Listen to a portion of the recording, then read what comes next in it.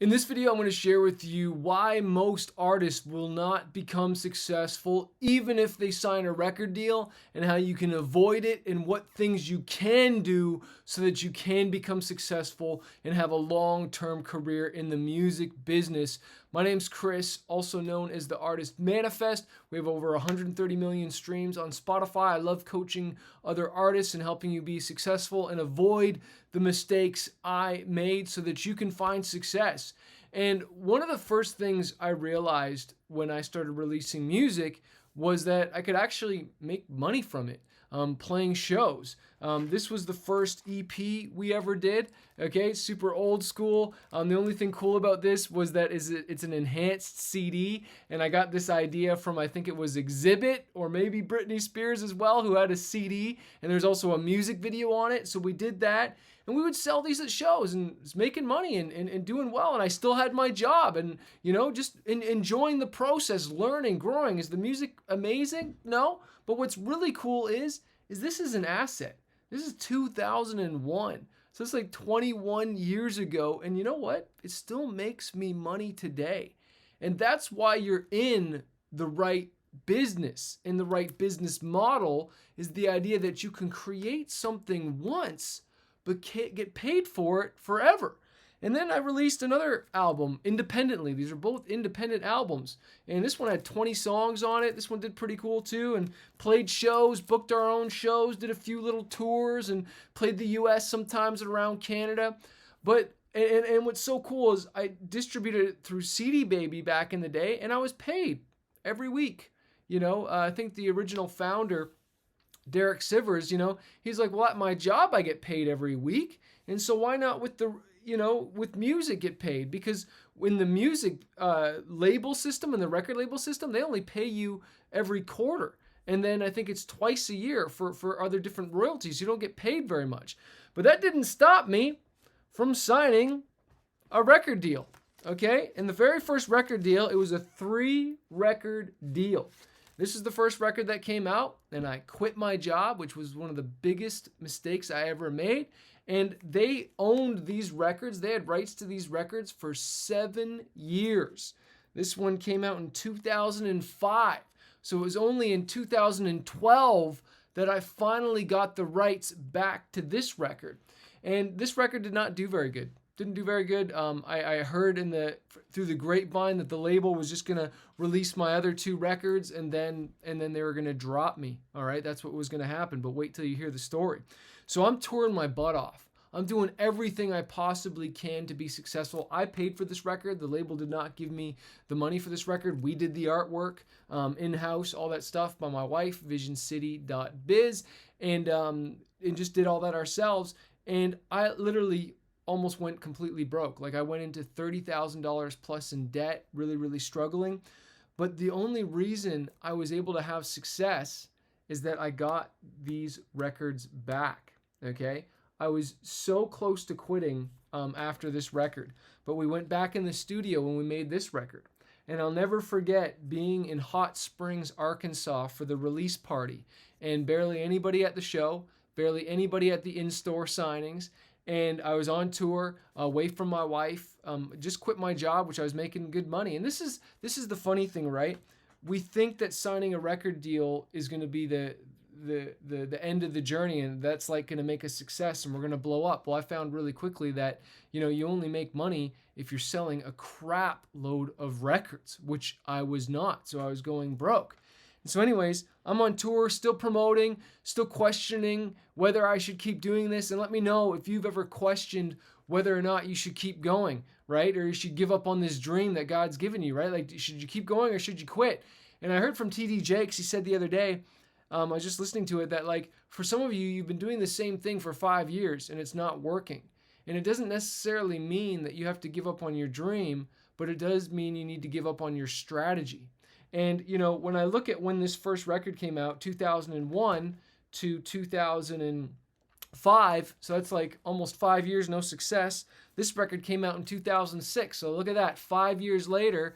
And then finally, when I'm just about to give up, this record blew up in Japan, and it sold 10,000 albums a week and breathed new life into my career. and I ended off finishing off this deal, making, some pretty good money from Japan and touring Japan and making all this money. Now, this record came out in 2006, so it wasn't until 2013 that I got this one back.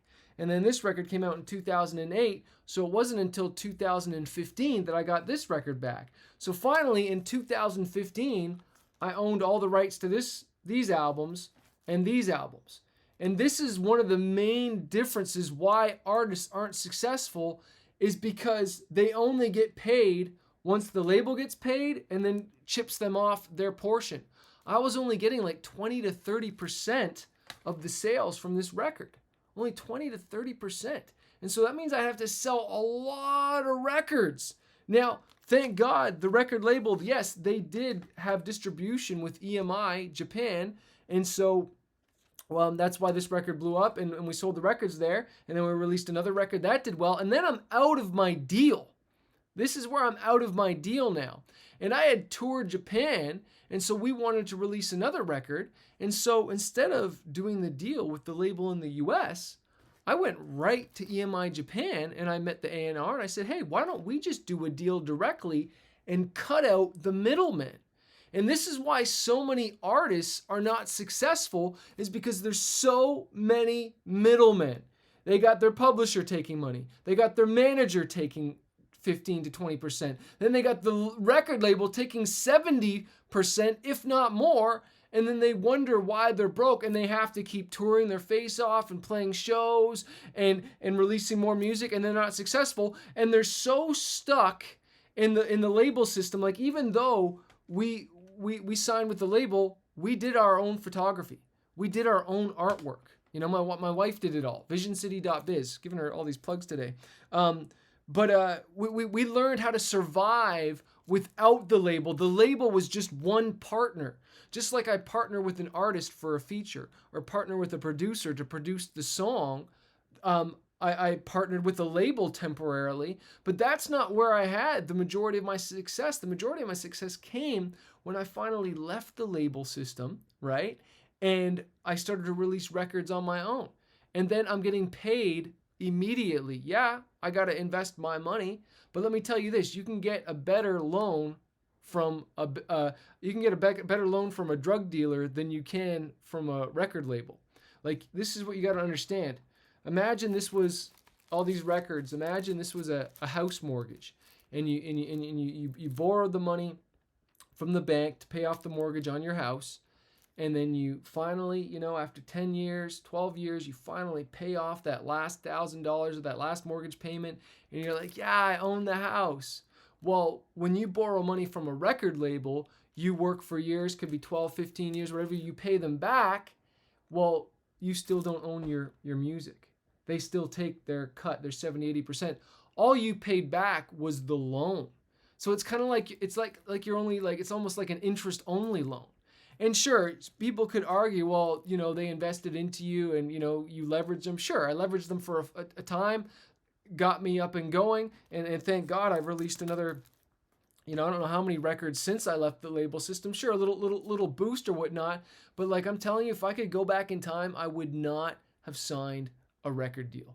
I would have done it on my own. I would have stayed in my job, built it up, made the best songs I possibly could, but not sign away my rights. And what's really interesting, I ended up doing another deal with the label for this record in the US. I went directly to EMI Japan for Japan, but I wanted to have someone to distribute and work with in the US. Well, I went back to the same label. I got the best terms I could possibly, got an advance, got a better royalty rate, all that stuff, but I made one massive mistake that cost me over $50,000. And that was that I didn't negotiate the term. So many artists, you're in such a rush to get the song out there, to get signed, to do this, that you don't take the time not only to get advice, but to put a proper plan. You don't seek out the right wisdom, counseling. You think it all needs to happen now. If I don't get it out now, it'll never be successful. It has to come out now. And there was such a rush to get this out. This was in 2010 that this record came out, March 30th, 2010. I remember it because this is one of my biggest records.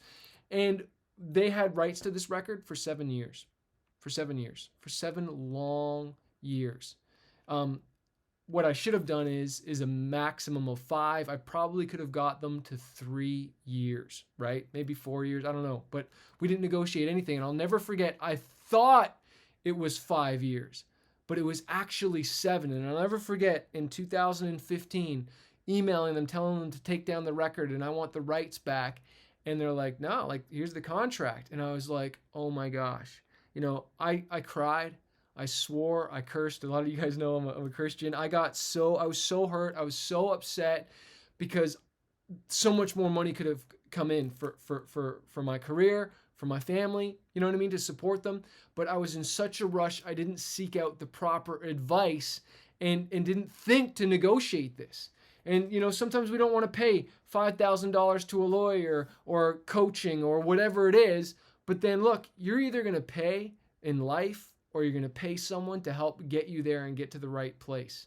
The last thing I'll say is artists don't work with successful people. You always try to go to the bottom of the barrel to get the best, cheapest design, the cheapest production, the cheapest mix, the cheapest booking agent, the the cheapest merch.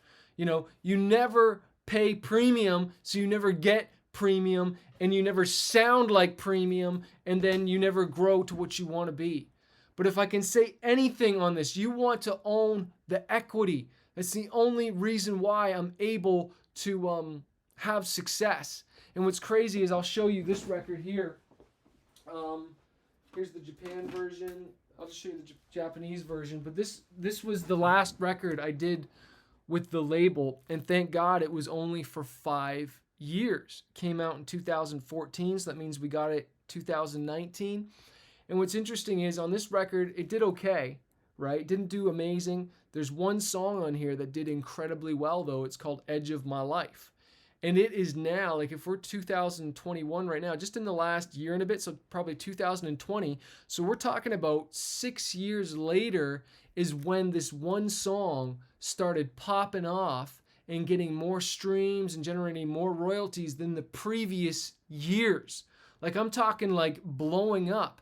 And that's the cool thing about music, guys. Like people still buy CDs. I'm just trying to show you this for albums. You don't need to press albums anymore. When I'm talking about royalties, I'm really talking about streams, digital streams, Spotify, Apple Music, YouTube. But what's so powerful is that a song can pop off later on. Like it can have longevity for the rest of your life. And during the pandemic, there was talks about maybe selling the catalog or something like that, because there's companies, businesses that will buy your whole music catalog and you get a multiple, which can be huge. So whatever it's generating in a year, they'll pay you like sometimes a 6, 7, 8 or more multiple. So whatever you get paid in a year, they'll pay you a 7 years worth of what you would get, right? Of royalties, and then they buy your whole thing. But what's so I'm glad I didn't sell out. And what I'm trying to tell you is not sell out to a label. Don't sell out your dreams, because a song can pop off and make you more money than you ever thought. One sync could be $60,000, $100,000, right? But that's why you want to invest in good music, invest in good production, because the cream rises to the top and it will last and pay you for a lifetime. So I always say, invest in good songwriting, invest in good production and good mixing. And if you need help with the chorus or the verses or the production, get it. Seek out good songwriters, seek out good people to help you with to grow this. All right? If you're still watching this, if you want coaching, go to 10xyourfanbase.com/live challenge. Get yourself a VIP ticket. Come join our next challenge. It's very focused on Spotify, but you get to ask me any questions you want. We talk about releasing songs. In my inner circle, we talk about business and how to keep your expenses low and your income high. Keep your taxes as low as possible and your income as high as possible. Like, you want to know this stuff. You want to learn. You want to keep growing.